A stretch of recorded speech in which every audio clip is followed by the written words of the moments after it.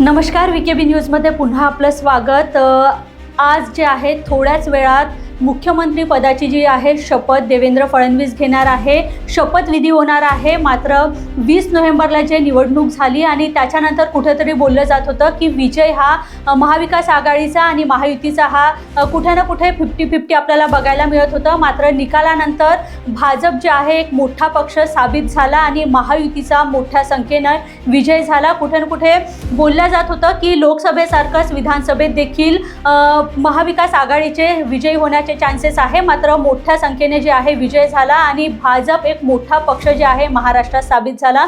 थोड्याच वेळात जे आहे मुख्यमंत्री पदाची शपथ घेतल्या जाणार आहे आणि एक मोठे नेते, देशाचे मोठे नेते नरेंद्र मोदी जे आहे हे शपथविधीला राहणार आहे। अमित शहा सुद्धा या शपथविधीमध्ये येणार आहे। सोबतच यावेळेस जे आहे सर्वांना म्हणजे अगदी कॉमन लोकांना सुद्धा या शपथविधीमध्ये आमंत्रित करण्यात आलेलं आहे। आणि आपण बघितलं की सकाळपासूनच जे आहे देवेंद्र फडणवीस आणि बाकी इतर नेते जे आहे देवाला प्रार्थना करत आहे। थोड्या वेळापूर्वीच जे आहे देवेंद्र फडणवीस यांनी मुंबईला साकडं घातलं आहे मंदिरात, सिद्धिविनायक मंदिरात जे आहे साकडं घातलेलं आहे आणि एक मोठी जय्यत तयारी जी आहे आझाद मैदानावर मुंबईला सुरू आहे। आणि थोड्याच वेळात जे आहे शपथविधीचा जो आहे कार्यक्रम जो आहे तो सुरू होणार आहे। आणि बोललं जात आहे की मंत्रिमंडळाची जी आहे ती शपथविधी होणार नाही, मात्र मुख्यमंत्री उपमुख्यमंत्री जे आहे यांची शपथविधी होणार आहे। जर आपण निवडणूक झाली तेव्हापासून जर बोलायचं झालं तर निवडणुकीच्या पूर्वी जी आहे लाडकी बहीण योजना जी महायुतीने आणली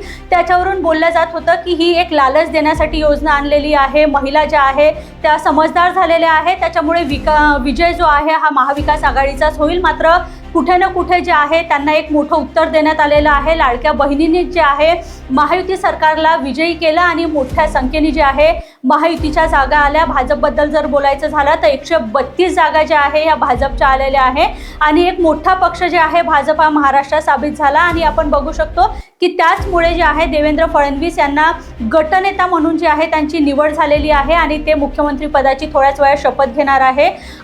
ही जी आहे लाडकी बहीणबद्दल जर बोलायचं झालं तर कुठे ना कुठे लालच देण्यासाठी ही योजना आणली असं बोललं जात होतं। मात्र कुठे ना कुठे महिलांनी देखील विकासाच्या कामाला घेऊन आम्ही जे आहे मतं दिली आणि म्हणून विजयी झाले अशी सुद्धा प्रतिक्रिया दिलेली आहे। आज आपण थोड्याच वेळापूर्वी देवेंद्र फडणवीस यांचा प्रवास जाणून घेण्याकरता त्यांच्या शाळेत पोहोचलो होतो आणि तिथे देखील त्यांच्या टीचर, त्यांचे क्लासमेट आणि जे प्रिन्सिपल आहे त्यांनी सांगितलं की देवेंद्र भाऊंचा जो आहे स्वभाव जो आहे आधीपासूनच हेल्पिंग राहिलेला आहे। लीडरशिप जी आहे त्यांच्यामध्ये पूर्वीपासूनच होती आणि कसं दुसऱ्यांना मदत करायचं, एखादी कमकुवत असला त्याला कसं सामोरं घेऊन जायचं हे गुण जे आहे त्यांच्यामध्ये आधीपासून आहे। एका सर्वसाधारण शाळेत जर बोलल्या गेलं की एका शासकीय शाळेत शिकून जे आहे त्यांनी आपला प्रवास सुरू केला आणि त्यांच्या शाळेतले लोकसुद्धा आता म्हणतात की आम्ही जे आहे खूप प्राऊड फील करतो आहे की देवेंद्र फडणवीस आमच्या शाळेत शिकले आणि त्यांच्या बेंचवर बसणारे विद्यार्थी जे आहे त्यांच्या शाळेत शिकणारे जे विद्यार्थी आहे एक आता त्यांना प्रेरणा मानत आहे आणि आम्हाला देखील तसंच बनायचं आहे असं म्हणतात। त्यांच्या क्लासमेटसोबत जर आपण बोललो, त्यांच्या क्लासमेट बद्दल जर बोललं ते म्हणत आहेत की आजही देवाभाऊ जे आहे पूर्वी जे होते तेच आहेत, आम्हाला कुठेही साहेब किंवा सर असं संबोधित करू नका, मी तुमचाच मित्र आहे असं बोलतात। आणि त्यांचे गुरुजन सांगतात की आताही त्याच नम्रतेने आम्हाला अभिवादन करतात, प्रणाम करतात, शाळेला भेट देतात, एक सर्वसाधारण व्यक्तिमत्व म्हणून भेट देतात। खरं तर ही खूप अभिमानाची गोष्ट आहे। आम्ही नागपूरकर म्हणून आमच्यासाठी देखील खूप मोठी अभिमानाची गोष्ट आहे की एक सर्वसाधारण व्यक्ती म्हणून ते नागपूरसाठी आहेत। खरं तर खूप मोठं व्यक्तिमत्व आहे, मुख्यमंत्री पदाची शपथ घेणार आहे तिसऱ्यांदा। मात्र आजही ते तेवढ्याच नम्रतेने जे आहे ते आमच्यासोबत वावरत आहे।